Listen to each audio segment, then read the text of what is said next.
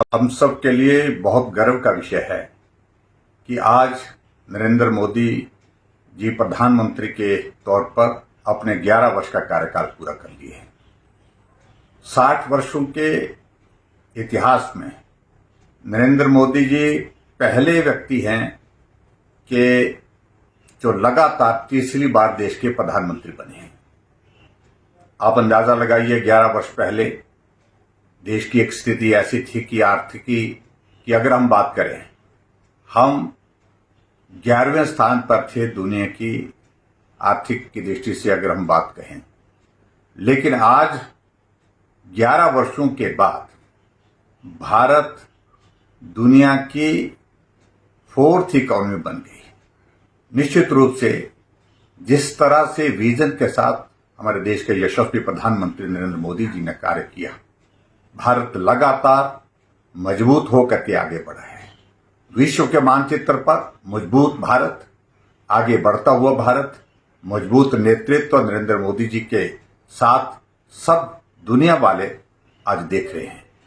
हम सबके लिए गर्व का विषय है कि ऐसे वैचारिक बिंदु विषय जो इस प्रकार के थे, जिनके बारे में हम कभी कल्पना नहीं कर सकते थे कि ये भी अपने जीवन में हमको देखने को मिलेगा। धारा 370 हम समाप्त होने की बात कहते थे, हटाने की बात कहते थे, लेकिन नरेंद्र मोदी जी के नेतृत्व में धारा 370 समाप्त हुई और ये हम सब लोगों ने, पूरे देश ने, पूरी दुनिया ने देखा। भगवान रामचंद्र जी के जन्म स्थान पर मंदिर का निर्माण होना चाहिए, ये भाव था हमारा, यह हमारा वैचारिक मुद्दा था। लेकिन उसके बावजूद हम इस बात को मान करके चले थे कि शायद ही हम अपने जीवन में ये दृश्य देख पाएंगे जब भगवान रामचंद्र जी के जन्म स्थान पर भूमि पूजन होगा, मंदिर का निर्माण होगा और भव्य मंदिर में रामलला जी विराजमान होंगे। वो दृश्य भी हमने देखा। 3 तलाक जैसे ऐसे मुद्दे, जिन मुद्दों पर चर्चा करना भी कठिन होता था एक समय में, हमने अपनी आंखों के सामने उसको समाप्त होते देखा।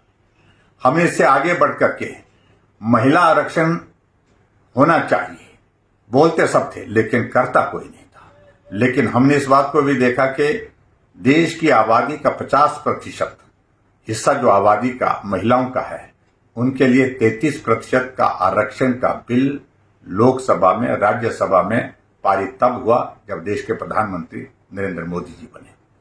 आज हमारे लिए इस बात को लेकर के प्रसन्नता है कि हमारा पड़ोस का देश जो लगातार भारत को अलग अलग समय में परेशान करता था, आतंकवाद को फैलाने के लिए काम करता था, जिस भाषा में उसको जवाब देना था उस भाषा में जवाब दिया। अगर उड़ी की घटना हुई तो सर्जिकल स्ट्राइक से जवाब दिया। अगर पुलवामा की घटना हुई तो एयर स्ट्राइक के माध्यम से जवाब दिया गया। और अब जब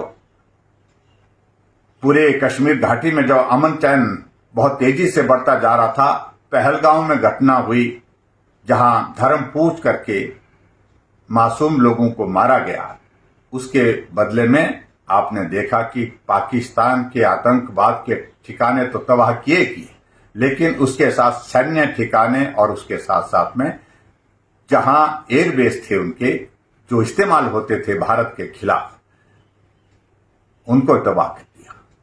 ऐसी सूरत में आज हमारे लिए बहुत बड़ी प्रसन्नता है कि हमारे देश के प्रधानमंत्री नरेंद्र मोदी जी ने अपने 11 वर्ष का कार्यकाल पूरा किया है।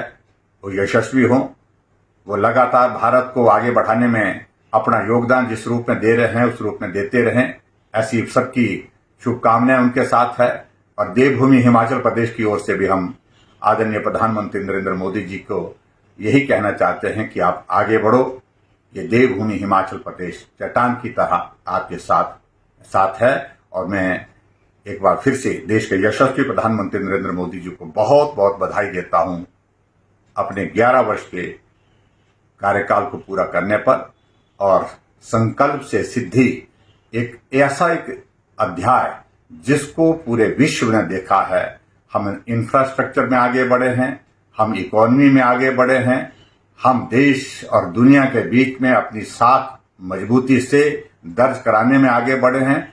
ऐसे में फिर से एक बार मैं देश के प्रधानमंत्री नरेंद्र मोदी जी को बधाई देता हूं, शुभकामनाएं देता हूं। धन्यवाद।